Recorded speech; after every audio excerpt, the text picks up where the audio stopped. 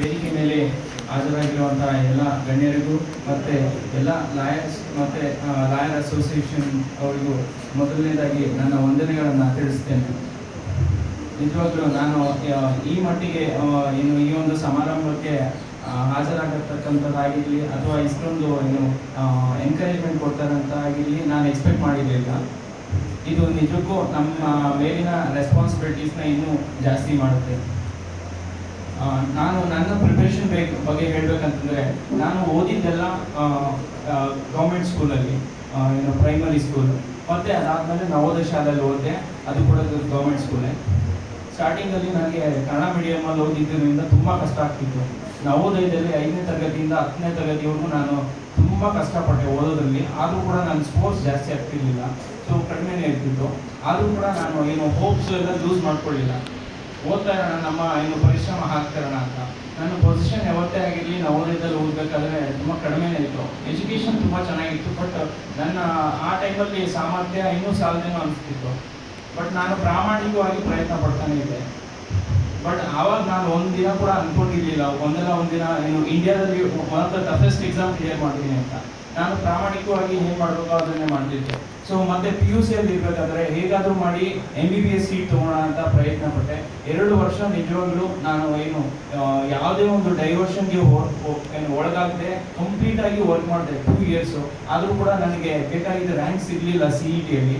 But ಅದಾದಮೇಲೆ ಒಂದು ಸ್ವಲ್ಪ ಡೀಪಾಗಿ ಆಲೋಚನೆ ಮಾಡಿದಾಗ, ನಾನು PUC ಹೋಗ್ಬೇಕಾದ್ರೆ ನಮ್ಮ district collector D K Ravi sir ಆಗಿದ್ರು. ಸೊ ಅವರು ಮಾಡ್ತಾ ಇದ್ದಿದ್ದ ಕೆಲಸಗಳು ನಮಗೆ ಎದ್ದು ಕಾಣಿಸ್ತಿದ್ವು, ಅವ್ರ ಹೆಸರು ಗೊತ್ತಾಗ್ತಿತ್ತು. ಒಬ್ಬ ಡಿಸ್ಟ್ರಿಕ್ಟ್ ಕಲೆಕ್ಟರ್ ಎಷ್ಟೆಲ್ಲ ಮಾಡ್ಬೋದು ಅನ್ನೋದು ನನಗೆ ಅವಾಗ ಒಂದು ಸ್ವಲ್ಪ ಅರಿವಾಗಿತ್ತು. ಸೊ ನಾನು ಏನು ಡಾಕ್ಟರ್ ಆಗಬೇಕು ಅಂತ ಕನಸ್ಕೊಂಡಿದ್ದೆ. ಆಗ ನಮಗೆ ಒಂದೇ ರೀತಿ ಸೇವೆ ಮಾಡೋ ಏನು ಅದೇ ನೆಸೆಸಿಟಿ ಅಂತ ಏನಿಲ್ಲ, ಬೇರೆ ಆಲ್ಟರ್ನೇಟಿವ್ ಕೂಡ ಥಿಂಕ್ ಮಾಡ್ಬೋದು ಅಂತ ಅನಿಸ್ತು. ಅವಾಗ ನನಗೆ ಅನಿಸಿದ್ದೆ ಸಿವಿಲ್ ಸರ್ವಿಸ್ ಮಾಡಬೇಕು ಅಂತ. ಸೊ ನನ್ನ ಒಂದು ಹಿನ್ನೆಲೆಯಿಂದ ಸಿವಿಲ್ ಸರ್ವಿಸ್ ಮಾಡೋದು ತುಂಬ ಕಷ್ಟ ಅಂತ ಗೊತ್ತಾಯಿತು. ಬಟ್ ಆದರೆ ನಮ್ಮ ಪೇರೆಂಟ್ಸ್ಗೆ ನಾನು ಹೇಳಿದಾಗ ನಾನು ಸಿವಿಲ್ ಸರ್ವಿಸ್ ಮಾಡಬೇಕು, IAS ಆಗಬೇಕು ಅಂತ ಅಂದಾಗ ಅವರು ಏನು ಸಪೋರ್ಟ್ ಮಾಡಿದ್ರು.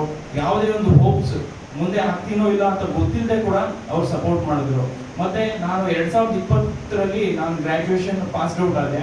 ಸೊ ಅವಾಗಿಂದ ಯಾವುದೇ ಕೋಚಿಂಗ್ಗೆ ಹೋಗ್ತೀರಾ ನಾನು ಇಂಟರ್ನೆಟಲ್ಲಿ, ಮೊಬೈಲಲ್ಲಿ, ಯೂಟ್ಯೂಬಲ್ಲಿ ಮತ್ತು ಟೆಲಿಗ್ರಾಮ್ ಚಾನೆಲ್ಸಲ್ಲಿ ಇರೋ ರಿಸೋರ್ಸಸ್ ಎಲ್ಲ ಯೂಸ್ ಮಾಡಿಕೊಂಡು UPSC ಓದೋಕ್ಕೆ ಶುರು ಮಾಡಿದೆ.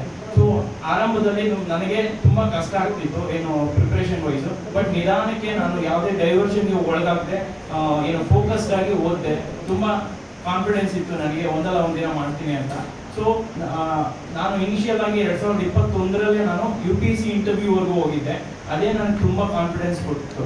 ಯಾವುದೇ ಕೋಚಿಂಗ್ ಇಲ್ಲದೆ, ಯಾವುದೇ ಬ್ಯಾಕ್ಗ್ರೌಂಡ್ ಇಲ್ಲದೆ, ಮತ್ತು ಯಾವುದೇ ಗ್ರೇಟ್ ಅಕಾಡೆಮಿಕ್ ಸ್ಕಿಲ್ಸ್ ಇಲ್ಲದೆ, ತುಂಬ ಹಾರ್ಡ್ ವರ್ಕ್ ಮಾಡಿ ಈ ಒಂದು ಏನು ಇಂಟರ್ವ್ಯೂ ಸ್ಟೇಜ್ವರೆಗೂ ಹೋಗಿದ್ದು ನನಗೆ ತುಂಬಾ ಕಾನ್ಫಿಡೆನ್ಸ್ ಕೊಟ್ಟು.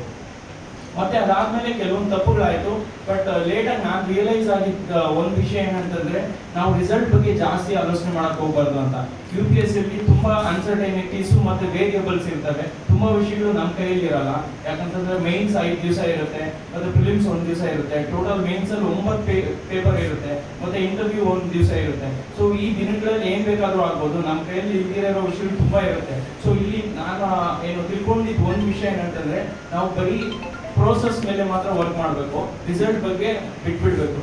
ರಿಸಲ್ಟ್ ಏನಾದರೂ ಆಗಿರಲಿ, just focus on the process. ನನಗೆ ಇಲ್ಲಿ ಏನು ಭಗವದ್ಗೀತೆಯಲ್ಲಿ ಇದ್ದಿದ್ದು ಒಂದು ಶ್ಲೋಕ ಜ್ಞಾಪಕ ಬರುತ್ತೆ. ಏನಂತಂದರೆ, ಕರ್ಮಣ್ಯೇವಾಧಿಕಾರಸ್ತೆ ಮಾ ಫಲೇಷು ಕದಾಚನ ಮಾ ಕರ್ಮಫಲ ಹೇತು ಮಾತೆ ಸಂಗೋಷ್ಠೋ ಕರ್ಮಣಿ ಅಂತ. ಸೊ ನಮ್ಮ ಕರ್ಮಫಲ ಸಿದ್ಧಾಂತದಲ್ಲಿ ಹೇಳಿರೋದು ಏನಂತಂದರೆ, ನಾವು ನಮ್ಮ ಡ್ಯೂಟಿ ಏನೋ ಅದು ಮಾತ್ರ ಮಾಡಬೇಕು. ಅದರಿಂದ ಫಲ ಅನ್ನೋದು ಅದೇ ತಾನೇ ಬರುತ್ತೆ. ನಮ್ಮ ಡ್ಯೂಟಿ ಮಾತ್ರ ನಾವು ಮಾಡೋದು ನಮ್ಮ ಜವಾಬ್ದಾರಿಯಾಗಿರಬೇಕು. ಸೊ ಇದನ್ನ ನಾನು ಈ ಅಟೆಂಪ್ಟಲ್ಲಿ 5th ಅಟೆಂಪ್ಟಲ್ಲಿ ಅಳವಡಿಸ್ಕೊಂಡೆ. ಏನು ಕೆಲಸ ಮಾಡಬೇಕು ಕಂಪ್ಲೀಟಾಗಿ 100% ಮಾಡಿದೆ. ರಿಸಲ್ಟ್ ಬಗ್ಗೆ ನಾನು ತಲೆ ಕೆಡಿಸ್ಕೊಳ್ಳಿಲ್ಲ. ರಿಸಲ್ಟ್ ತಾನಾಗಿ ಬಂತು. ಆಲ್ ಇಂಡಿಯಾ ರ್ಯಾಂಕ್ 544ನೇ ರ್ಯಾಂಕ್ ಬಂತು. ಸೊ ಕೊನೆಗೆ ಈ ರ್ಯಾಂಕಿಗೆ ನನಗೆ ಒಂದು ಸ್ವಲ್ಪ ಡಿಸಪಾಯಿಂಟ್ಮೆಂಟ್ ಆಯಿತು ಇನಿಷಿಯಲ್ ಆಗಿ ನೋಡಿದಾಗ. ಬಟ್ ಸ್ವಲ್ಪ ಟೈಮ್ ಆದಮೇಲೆ